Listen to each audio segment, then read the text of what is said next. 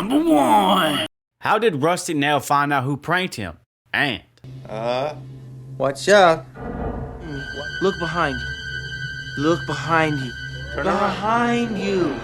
Number 2. How does he know their names? And I have a car. It's been a long day. how in the world did he find Charlotte?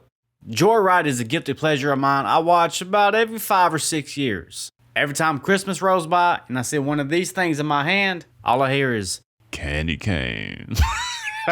Rusty Nail should have been an icon. He is so underrated. So I'm excited to do this franchise because, fun fact, I've never even seen the 2 sequels. But Rusty Dick does some things in this film that make you go, what the fuck? How is that possible? Let's start with the classic question. How did Rusty Nail figure out who pranked him at all? You know the story here. He gets catfished over a CB radio by Candy Cane. He shows up to room 17 expecting a good time, has an encounter with this asshole, and rips the man's jaw clean off.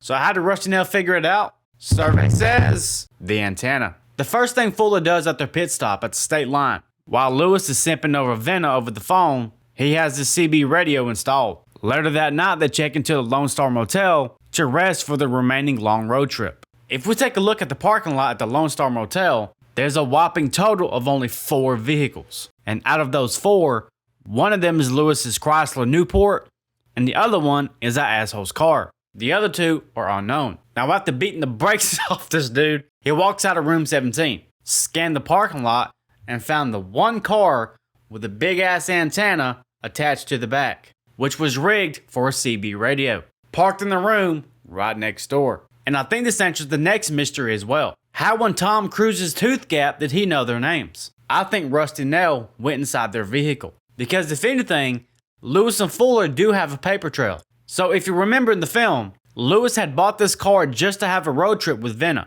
Fuller even shows us the registration paperwork when he's making fun of Lewis for doing so. We also see the ticket Lewis got for the illegal U-turn and faulty taillight, which has an abundance of information on it. And Fuller, fresh out of Salt Lake City jail, would have his release paperwork riding around in the car as well. We can see these earlier in the film when Lewis is signing the release forms and he paid with his MasterCard and has a sales slip. So Rusty Nail really doesn't have to piece anything together. It's all laid out in plain sight. And that's how he knew that they was brothers. He knows they're brothers. How the hell does that happen? I had a tough time figuring out how he knew Venna's name, but I think that answer lies directly in the next question as well. Charlotte. Directly after he calls Venna by name is when we realize he has Charlotte. I don't mean my candy cane. I mean yours, Venna. How does he know my name? Oh my god, that's Charlotte. One can only assume he got the information from her. But how did he even get to Charlotte? So after the roller coaster ride and near-death experience at the tree, Rusty Nail lets them go and the boys pick up Venna at her university in Colorado. This is where we are introduced to Charlotte as she makes her way back to San Antonio. Oh, I kind of have to go back to San Antonio. So naturally, Rusty Nail never actually stopped following them. But that doesn't change the fact he had to intercept her quickly. I mean, they make it all the way to Nebraska. Hey, welcome to Nebraska. Before they go to the bar and shit starts popping off, and we learn that the joyride isn't quite over yet. So when I say that he had to intercept her quickly, that's an understatement. And I wonder if Rusty Nail knew where their destination was, because they was going to New Jersey. That's stated by Lewis's canceled plane ticket, and Fuller says so as well. San Antonio on the way to New Jersey?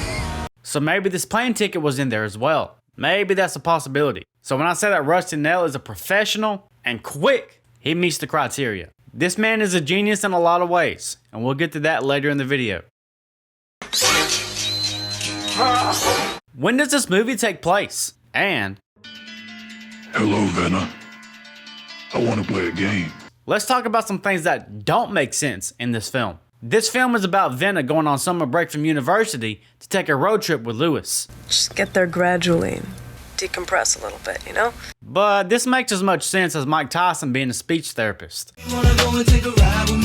Hear me out on this. Let's look at the fine print, because this doesn't make sense. Lewis's plane ticket says flight date April 12th, 10 a.m. April should be mid-semester.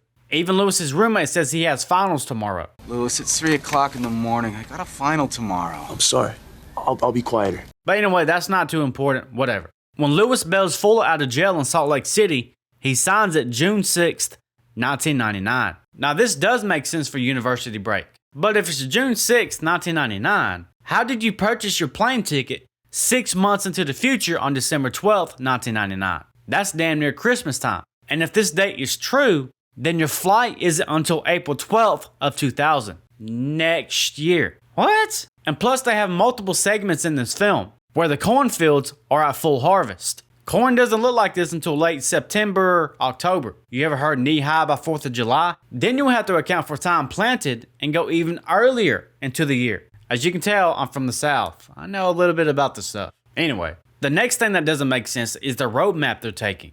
Early into the film, they stop at the state line truck stop. This is where they get the CB radio installed. There isn't an exact answer on where this is, but considering it's a state line truck stop, I'm guessing this has to be near Cheyenne in Wyoming. It can't be on the border of Utah and Colorado, where I originally thought it was. Remember in Salt Lake City when Fuller got bailed out? Fuller then says this on the CB radio. We're barreling down old I-80 east of Waits. You got a 40-mile clear shot except for Jamestown.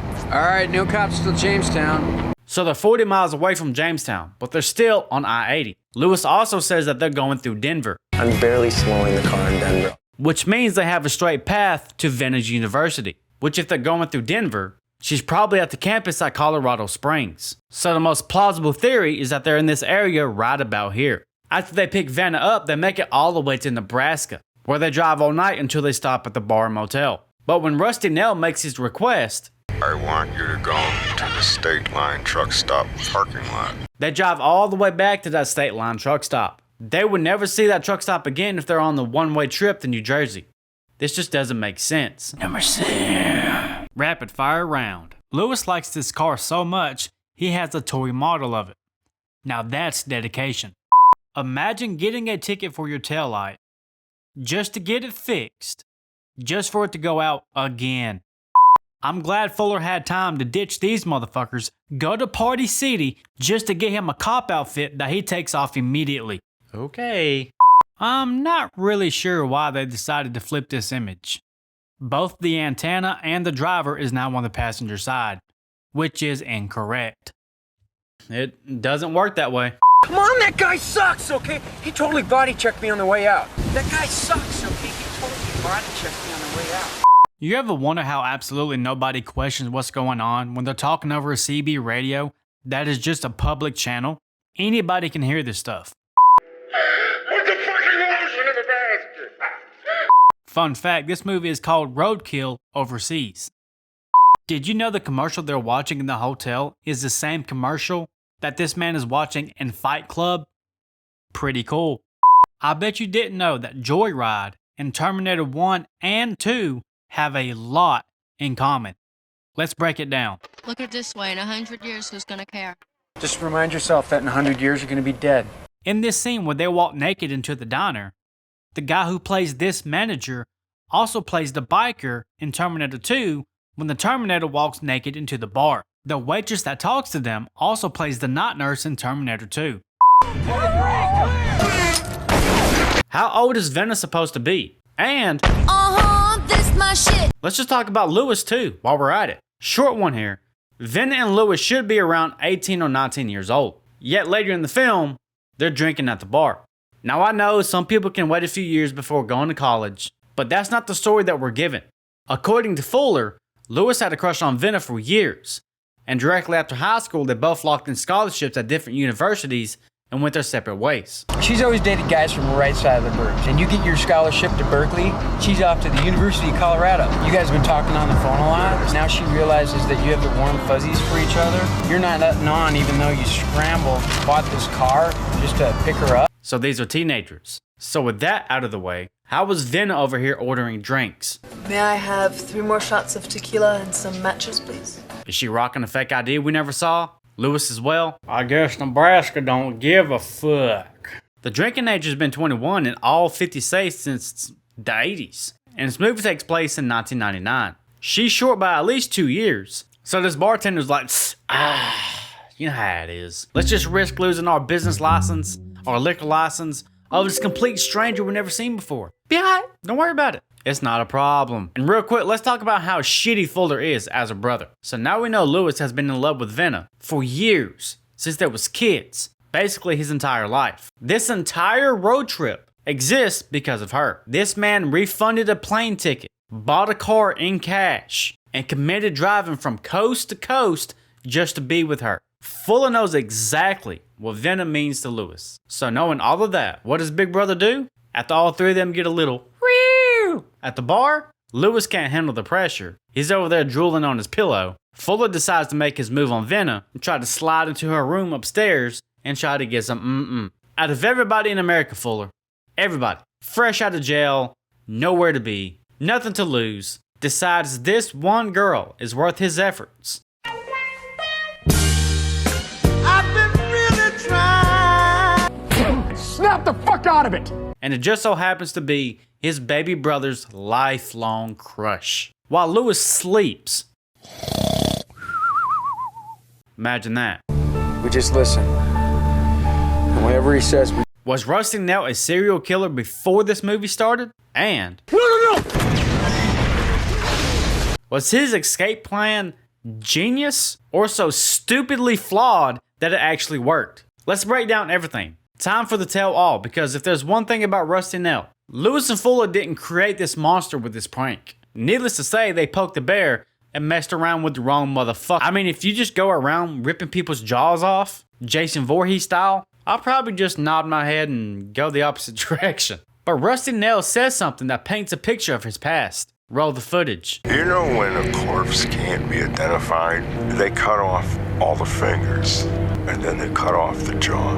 They put it in a jar with some number on it. So the jaw comes off, there goes your dinner records. Fingers come off, there goes your prints. I guess we can exclude DNA for the time being, because I think Rusty's goal here is to slow the process down, not necessarily Houdini his way out of it. It's safe to say that this man has done this many times before. Plus his ingenuity of trap engineering, like rigging up a shotgun to a door with Venna tied to a chair as the trigger. You ever heard of John Kramer? Body staging? We'll get to that in a second. There's so many unanswered questions about Rusty Nail. What exactly does this man haul? I mean, across this entire film, he's not really in a rush to get anywhere.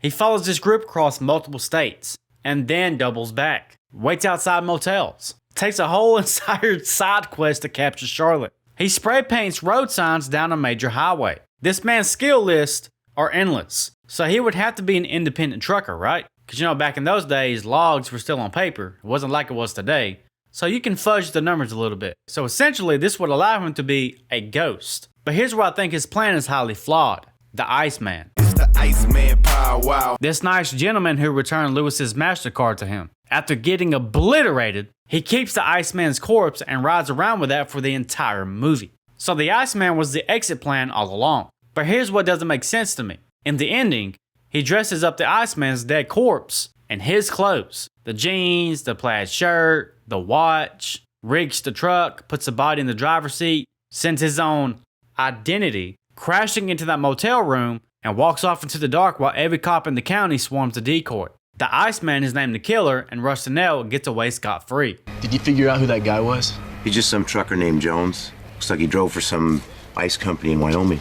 But this was never gonna work. Venna saw the real Rusty Nail, and so did we. Here's a few glimpses of him. He's a pretty hulking fucking guy. Fuller got his ass beat by him. Charlotte got kidnapped and spent the whole movie in the truck with him. And lying in a hospital bed across the state is the Room 17 businessman. That's 4 different people who saw your face, witnesses. This was never gonna work, but I think that was exactly his plan. Hear me out.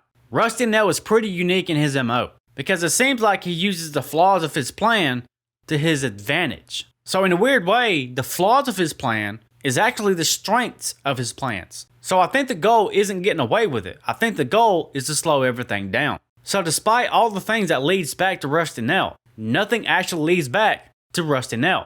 Matter of fact, I think the truck that we see him driving the entire film was actually stolen the entire time. Because in the end, he's back on the road westbound I-80. Not a care in the world. Breaker, looking for a break. Westbound I-80. How's that storm looking? So they can figure out Rusty Nail per se, but technically Rusty Nail doesn't even exist. All you know is his damn CB handle, and maybe he drives a truck. A small detail at the end of the film. When Rusty gets on the CB radio, he doesn't use his Rusty Nail CB handle. So all he has to do is come up with a brand new CB handle, and he's a ghost in the police files forever. So to recap, Rusty Nail is a forensics fluent killer with no name, no schedule, no registered identity, operating out of disposable stolen trucks on the loneliest highways in America, who just faked his death in front of the entire police department and drove off to do it all again. So what do you think? How many jaws came off before Room 17? How many trucks has this man stolen and burned through? So with all this explained, was his overall plan, because he planned everything from the beginning, was this pure genius or so stupidly flawed that it worked anyway? You decide. That's going to wrap this video up, guys. Thank you so much for taking part of your day to kick with me. You know I appreciate it. I'll see you next week with a brand new 10 things. I love you all. Adios.